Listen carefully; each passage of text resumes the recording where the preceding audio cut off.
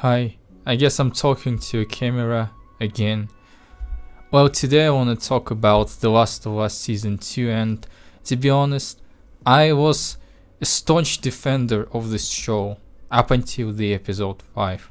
When people were complaining about the changes that the showrunners, especially the creator Crain Mazin, did to the story, I was always defending him by saying that they're telling a different story. It's not a video game. We already have a video game, The Last of Us Part 2. So if the second season was a carbon copy like what Disney does with its live action remakes, we would have hated it. So it's a good thing that they're making changes, that they're trying to tell the same story but differently. I was defender of Crain Mazin pretty much all the time, and after not really great episodes 3 and 4, those episodes were good, just not great. I was also saying, wait, let's not criticize the show. It's just 4 episodes out of how many? 14, 15 episodes. They're gonna adapt the part 2 into 2 seasons, which will be about 14 or 15 episodes across 2 seasons. So we just cannot take 4 episodes, and we should not criticize the whole story based on just 4 episodes out of 15. And it's like playing 6 hours out of 30 and then saying the game is not good. But honestly speaking, after episode 5, it is obvious that the show is not going in the right direction, and the first obvious criticism is Ellie, of course. Ellie, she comes to Seattle driven by her hatred, by her revenge. She saw Joe, her father figure, being brutally murdered by Abby and her crew, and she is very angry. In the game, I don't remember her even smiling in the game. She's always angry, she's always moody. She's just outright terrifying most of the time. Like, she's really cunning, she's really terrifying. Like that theater scene when you have to fight her as Abby. It's pretty terrifying when you realize how cunning, how nimble, how well prepared Ellie is. How she can kill you even though she doesn't have muscles or physical strength. She's like a shark, absolutely scary and terrifying. But that's not Ellie that we get in the show. Like not at all. She's very cheerful. She's funny. She's dumb in the show. Like, seriously, that episode at the beginning of that moment at the beginning of episode 5, when Dina has to explain to Ellie what she's doing. I'm triangulating. Do you know what that is? And Ellie's like, yeah, I know this, triangles. Like, she's completely dumb. Like, yes, she's not exactly the smartest person, but she survived through apocalypse. She has skills. She can fight. She can shoot. She's also nerdy. She likes music, comics, and she knows astronomy and stuff. So she has skills. She is pretty smart. She's not an idiot.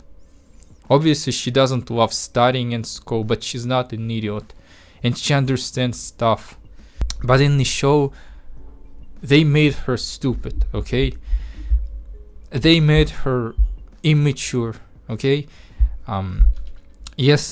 Yes, she doesn't look like a 14-year-old Ellie, but she doesn't really look 19 to me.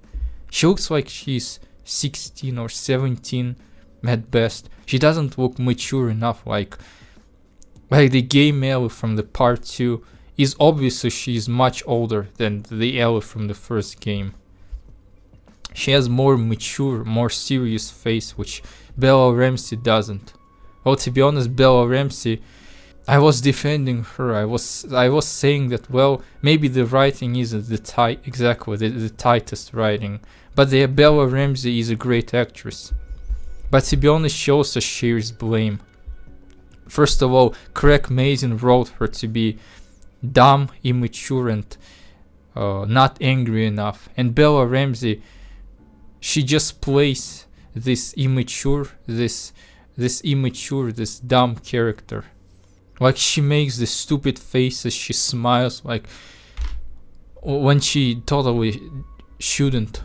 Why can't she just be serious? Like, couldn't they just tell Bella Ramsey to look serious? Or couldn't Bella Ramsey tell them that she thinks that Ellie should be serious? They're on a revenge quest, they're on the hunt. They came to a huge city full of infected, full of armed soldiers and religious cultists, the city full of danger.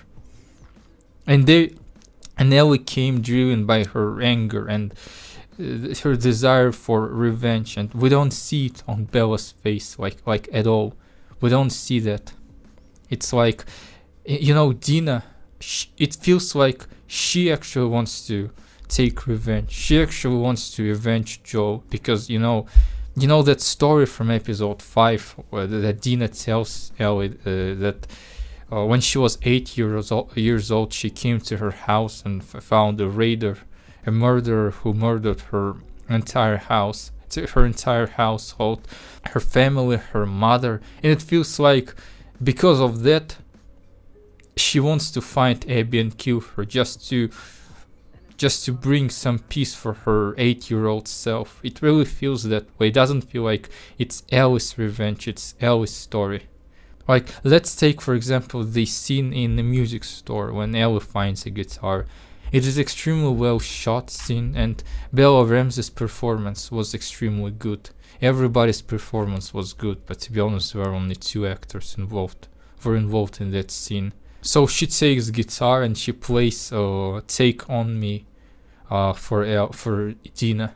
It's a very nice moment. It's a very beautiful rendition, in my opinion. Very beautiful, very vulnerable. It's Ellie's favorite song from the game, but I would have done it completely differently. Like, hear me out. Ellie takes a guitar and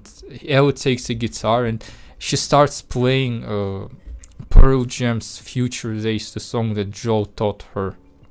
She starts playing and she starts singing and she starts remembering Joel. And as she plays, her face gets more and more upset. She almost starts crying. But then gradually her face, from very upset and dejected, becomes determined, hateful, full of anger and determination. She stops playing and she says something like, "If I have to, I will flood the whole Seattle in blood just to find Abby and just to kill her." And the camera looks straight at Ellie, and we see her determined, her terrifying face, and we really see that she is angry. She really came for revenge, and she really would do anything for revenge. If they made this scene instead of this romantic scene, Ellie playing "Take on Me" and Dina making puppy eyes, it was a nice scene, but just... And the reaction that Ellie has to Dina's pregnancy.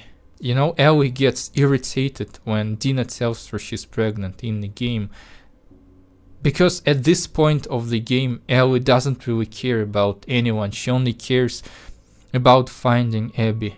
She doesn't, in the game, she doesn't, at some point, she doesn't even care about avenging Joe. She's just obsessed with finding Abby and killing her. It's all about killing Abby. And when she hears that Dina is pregnant, she realizes that Dina is gonna be a liability. She's not gonna be helpful to Ellie in her hunt for Dina, in her hunt for Abby, because she's pregnant, and she gets irritated. We see how she changes. We remember that scene in that place close to Jackson where Seth was growing wheat. They were lying on the floor, kissing, having sex, and a couple of hours later, Ellie is absolutely irritated by Dina's pregnancy. She feels no sympathy. She's not happy. She's just irritated that Dina is not gonna be helpful to her, that Dina is gonna be a liability in her quest. But in the show, well, she's really happy that Dina is pregnant. She says something like, "Well, I'm gonna be dead." Again, it's a really nice scene. I liked how it was shot, and the performances was really strong. But all of this collectively, the scene at the guitar store, the pregnancy reveal, it all amounts to this feeling that Ellie is not really angry, she's not really revenge obsessed like she's in the game. And she's supposed to, this is the foundation of her character arc. In the game, it's the foundation. She gets so obsessed with hate that she kills people. She kills people in brutal ways, like she killed Nora in the game. The murder of Nora is one of the hardest moments of the game. Afterwards she trembles. We see her bruised knuckles. We hear how he heavily, her heavy breath. We see that it's hard for her, but she's too far gone and she cannot stop. Even when she and Dina live in the farmhouse after her theater fight against Abby, she still can't let go. She still goes after Abby to Santa Barbara, California. She again crosses half of the country just to take her revenge. It's not about Joe anymore. It's about quenching her thirst. It's about finishing unfinished business, because she couldn't let it go. At this point of the story, in the game, she doesn't think about Joe as much as she did. And the flashback, the dream that she had about Joe's death, it just triggers her. But it's not about Joe anymore. She's completely gone mentally. I hope you understand what I'm trying to convey. She's completely mentally gone at this point. And it's hard to imagine the show being that way exactly. Like she has no reasons. She's happy that Dina is pregnant. She's happy that she's gonna have a baby, family. She's smiley, she's cheerful, she's not angry. Dina looks angrier than her.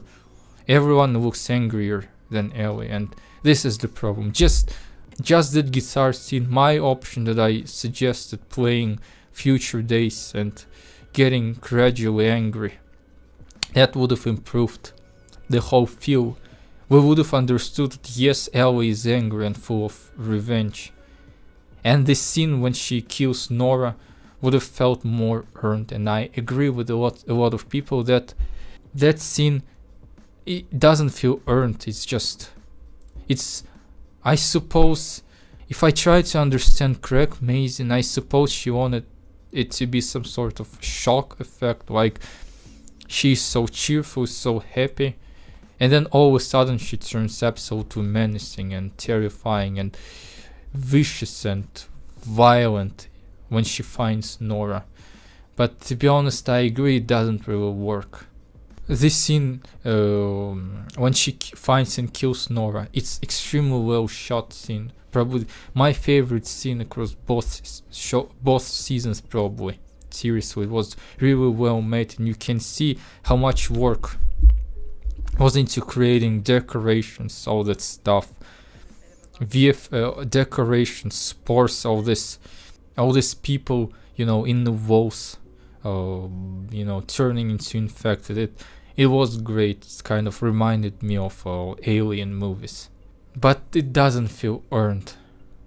She didn't earn this, and I didn't even mention anything about the pacing. Like they're just running through the game.